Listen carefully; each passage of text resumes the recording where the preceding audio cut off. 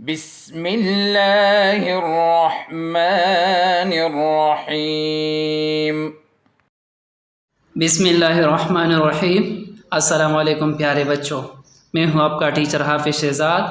آج ہم پڑھیں گے مطالعہ اسلام جماعت پنجم۔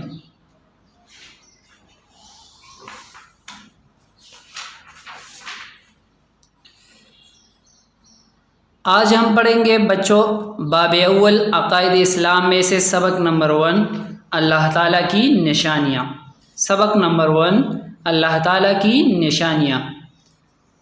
اگر ہم آس پاس دیکھیں بچوں تو ہمیں بہت ساری نشانیاں دیکھنے کو ملے گی اللہ تعالیٰ کی۔ اگر ہم اپنے ماحول میں دیکھیں، اپنے ارد گرد دیکھیں تو ہمیں اللہ تعالیٰ کی بہت سی نشانیاں دیکھنے کو ملے گی۔ اس سبق میں ہم جس نشانی کے بارے میں پڑھیں گے وہ ہے شہد کی مکھی یعنی ہنی بی۔ موسم بہار میں جب پودوں پر پھول کھلتے ہیں تو ان پھولوں پر ایک چھوٹی سی مکھی اڑتی نظر آتی ہے۔ یہ جو بڑی سرگرمی سے پھولوں کا رس چوس رہی ہوتی ہے اس کو شہد کی مکھی کہتے ہیں۔ دیکھنے میں تو یہ ایک معمولی سی مکھی ہے مگر حقیقت میں انسان کے لیے انتہائی اہم خدمت سر انجام دیتی ہے۔ مشہور سائنسدان البرٹ آئنسٹائن اس کے بارے میں کہتا ہے کہ اگر کرۂ ارض سے شہد کی مکھی کا وجود ختم ہو جائے تو انسان صرف 4 سال تک زندہ رہ سکتا ہے۔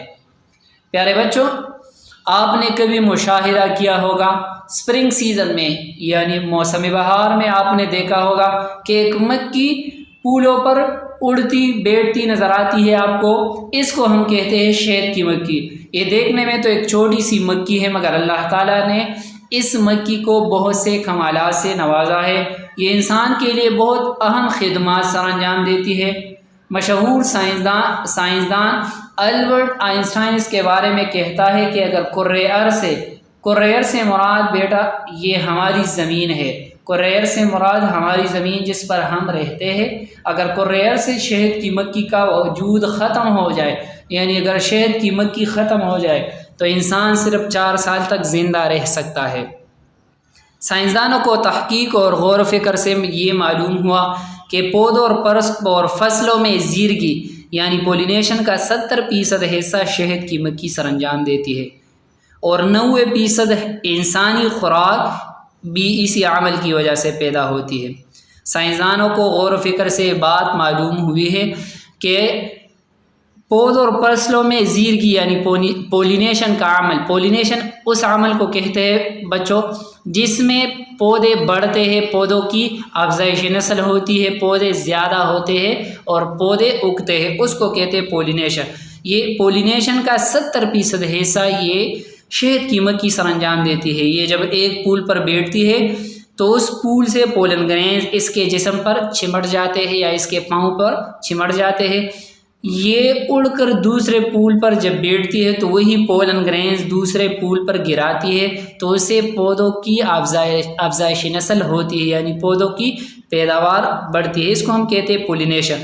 تو اسی عمل کی وجہ سے 90% انسانی خوراک پیدا ہوتی ہے۔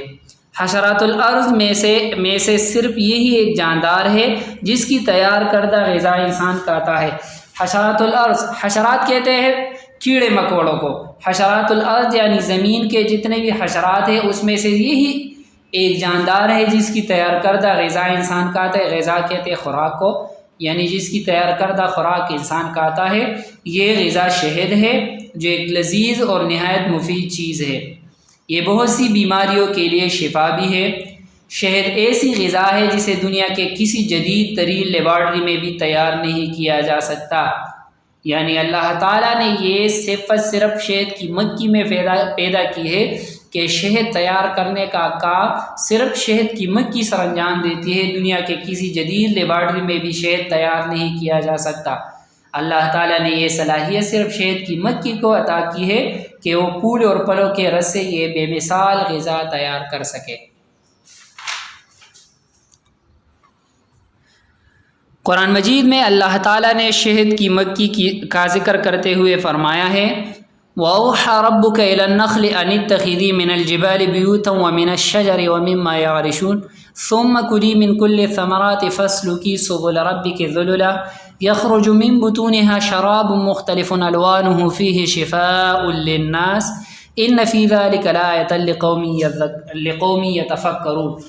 سورۃ النحل سورت نمبر 16 آیت نمبر 68-69 میں اللہ تعالیٰ فرماتے ہیں اور تیرے رب نے شہد کی مکھی کی طرف وحی کی، اور تیرے رب نے شہد کی مکھی کی طرف وحی کی کہ تو پہاڑوں، درختوں اور لوگوں کے بنائے ہوئے گھروں میں چھتا بنا، یعنی درختوں، پہاڑوں اور لوگوں کے بنائے ہوئے گھروں میں اپنے لیے گھر بنا، جس کو ہم چھتا کہتے ہیں۔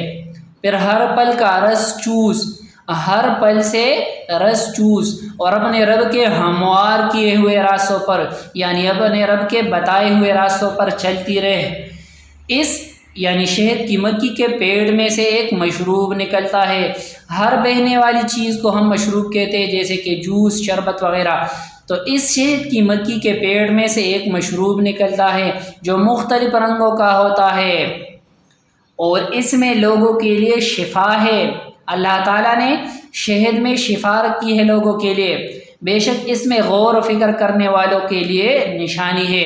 جو غور و فکر کرنے والے لوگ ہیں، اگر یہ اس کو دیکھے تو اس میں لوگوں کے لیے یہ نشانی ہے کہ اللہ تعالیٰ نے اس چھوٹی سی مکھی کو کتنی بڑی صلاحیت سے نوازا ہے، کتنے بڑے کمالات سے نوازا ہے کہ چھوٹی سی مکھی ہے جو پھولوں سے رس چوستی ہے اور پھر اس سے بہترین غذا تیار کرتی ہے، جس کو ہم کہتے ہیں شہد، اور جس میں اللہ تعالیٰ نے بہت سی بیماریوں کے لیے شفا رکھی ہے۔ تو اس میں غور و فکر کرنے والوں کے لیے نشانی ہے۔ آئیے غور کریں کہ اس چھوٹی سی مکھی کو اللہ تعالیٰ نے کیسے کیسے کمالات سے نوازا ہے۔ ہر چھتے میں ایک ملکہ ہوتی ہے، یعنی ایک کوئین ہوتی ہے۔ سب مکھیاں اس کے حکم کی پابند ہوتی ہے، سب مکھیاں اپنے ملکہ کے حکم کی پابند ہوتی ہے۔ یہ چھتے میں مختلف فرائض سر انجام دیتی ہے اور ایک دوسرے سے پورا تعاون کرتی ہے، یعنی ایک دوسرے کی مدد کرتی ہے۔ چھتے کی مثال ایک منظم فوج یا ایک مہذب معاشرے جیسی ہے۔ اس چھتے کی مثال ایک منظم فوج یا ایک مہذب معاشرے جیسی ہے۔ جس طرح ایک مہذب معاشرہ ایک نظم و ضبط و قاعدے قانون کے مطابق اپنی زندگی بسر کرتا ہے، اسی طرح چھتے میں رہنے والے جتنے بھی مکھیاں ہیں وہ ایک قاعدے قانون اور نظم و ضبط کے مطابق اپنی زندگی بسر کرتی ہے۔ شہد کی مکھی صرف 12 دن کی عمر سے اپنا کام شروع کر دیتی ہے۔ شہد کی مکھی صرف 12 دن کی عمر سے اپنا کام شروع کر دیتی ہے۔ چھتے میں کچھ مکھیاں کارکن قسم کی ہوتی ہے، یہ پھولوں سے رس جمع کرتی ہے اور پھر اس رس سے شہد تیار کرتی ہے۔ یہ اپنے چھتے سے میلوں دور چلی جاتی ہے، مگر نہ راستہ بھولتی ہے، نہ کسی دوسرے چھتے میں داخل ہوتی ہے۔ یعنی چھتے میں کچھ مکھیاں کارکن قسم کی ہوتی ہے، ان مکھیوں کا کام پھولوں سے رس جمع کرنا اور پھر اس سے شہد تیار کرنا ہے۔ یہ اپنے چھتے سے میلوں دور چلی جاتی ہے، مگر نہ راستہ بھولتی ہے، نہ کسی دوسرے چھتے میں داخل ہوتی ہے۔ یہ رس جمع کرنے کے لیے صرف صاف ستھرے اور مفید پھولوں کا انتخاب کرتی ہے۔ رس جمع کرنے کے لیے صاف ستھرے اور مفید یعنی فائدہ مند پھولوں کا انتخاب کرتی ہے، گندے اور بدبودار پھولوں پر نہیں بیٹھتی۔ اگر کوئی مکھی غلطی سے کسی ایسے پھول کا رس لے آئے تو شہد کا معیار برقرار رکھنے والی مکھیاں اسے چھتے میں داخل نہیں ہونے دیتی۔ تو معلوم یہ ہوا کہ کچھ مکھیاں معیار برقرار رکھنے والی مکھیاں ہوتی ہے جو شہد کا معیار برقرار رکھتی ہے۔ معیار سے مراد کوالٹی، یعنی شہد کی کوالٹی کو متاثر نہیں ہونے دیتی۔ معیار برقرار رکھنے والی مکھیاں چھتے میں داخل ہونے والی ہر مکھی کو چیک کرتی ہے کہ چھتے میں آنے والی مکھی صاف ستھرے پھولوں کا رس لے کر آئی ہے یا بدبودار پھولوں کا رس۔ تو یہ مکھیاں معیار برقرار رکھنے والی مکھیاں تمام مکھیوں کو چیک کرتی ہے، جو باہر سے آنے والی مکھیاں ہوتی ہے اس کو چیک کرتی ہے کہ آیا یہ صاف ستھرے پھولوں کا رس لے آئی ہے یا بدبودار پھولوں کا رس۔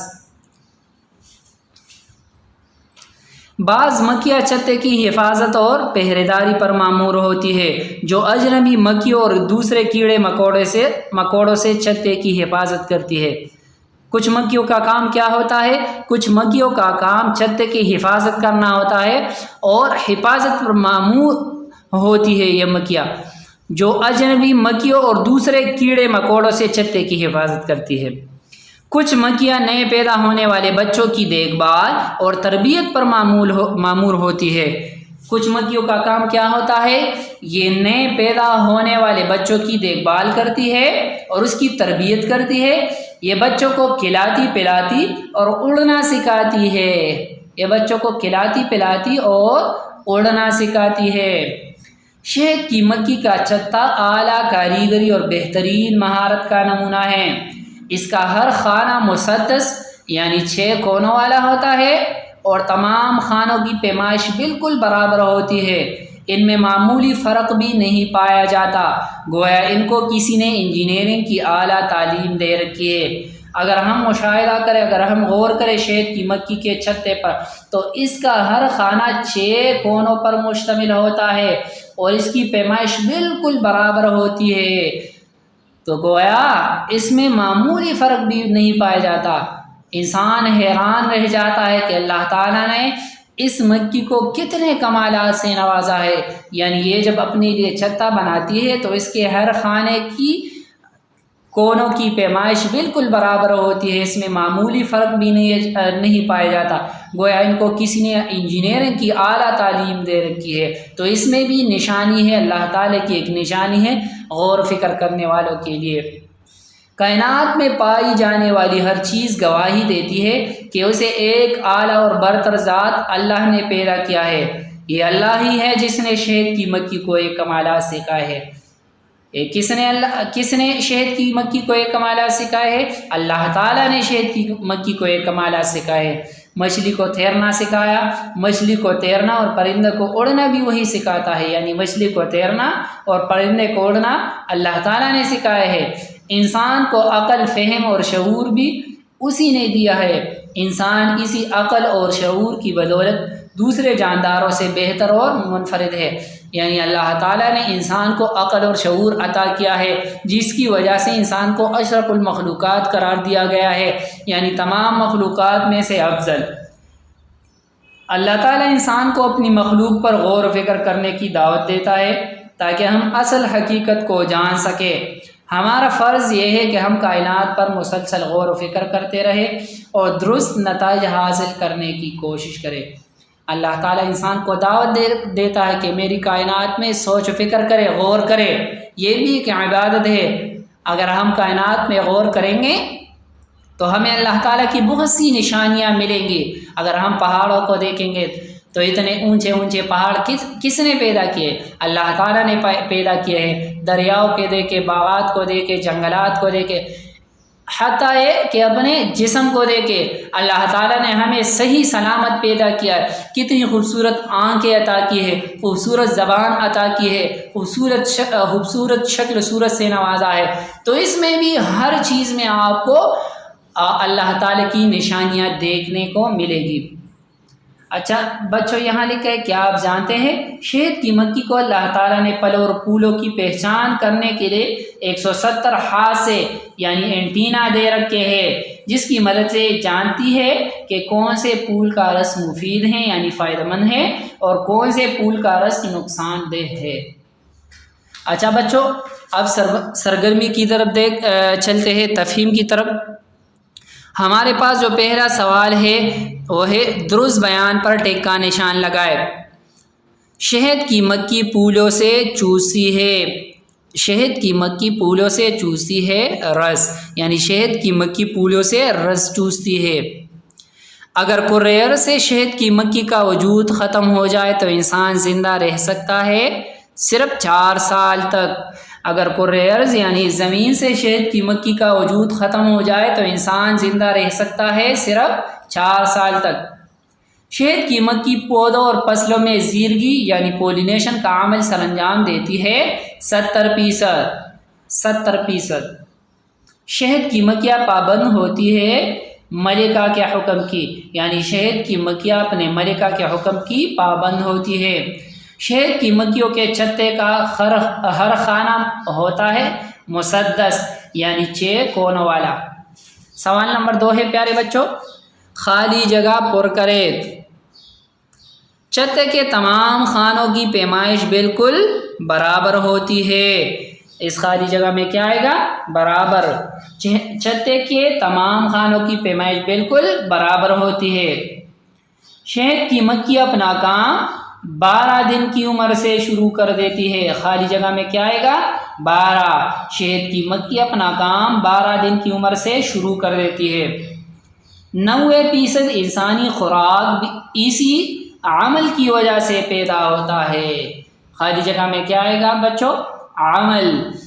90% انسانی خوراک اسی عمل کی وجہ سے پیدا ہوتا ہے۔ اللہ تعالیٰ نے شہد کی مکھی کی طرف وحی کی۔ خالی جگہ میں کیا آئے گا بچوں؟ وحی۔ اللہ تعالیٰ نے شہد کی مکھی کی طرف وحی کی۔ پیارے بچوں، ہم نے سبق کی پڑھائی کی، ہم نے تفہیم کا کام کیا۔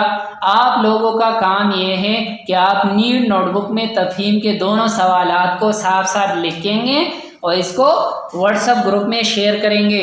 انشاءاللہ پھر ملیں گے نیکسٹ ویڈیو میں نیکسٹ لیکچر کے ساتھ۔ تب تک کے لیے اللہ حافظ۔